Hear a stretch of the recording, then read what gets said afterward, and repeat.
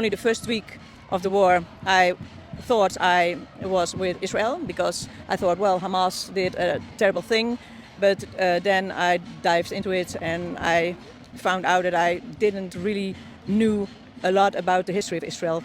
But since the war, I dove into it and I learned a lot. I learned that everything I thought I knew about Israel, how it began, how it became a state, and all the wars it had, it was a bias. It was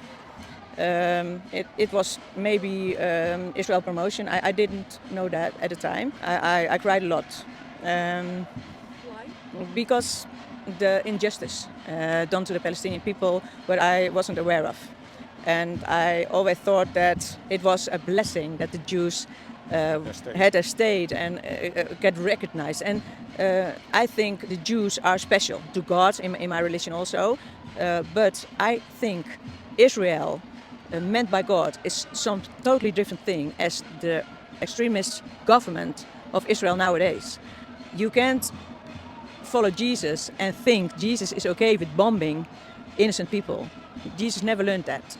So I think as a Christian you can't support this war. You can't support Netanyahu and all his government of the Netherlands are now discussing whether there will be sanctions or there will be measurements for Israel and is it a genocide going on? Are there war crimes going on? Well, what is there to discuss?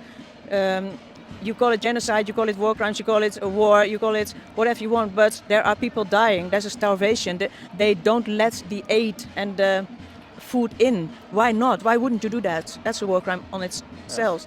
And the discussion isn't about what it's called, that's a distraction. When we are going to discuss how many people are killed, how many people are dying, is there a starvation going, are there children dying because they were sick already, or is it from famine?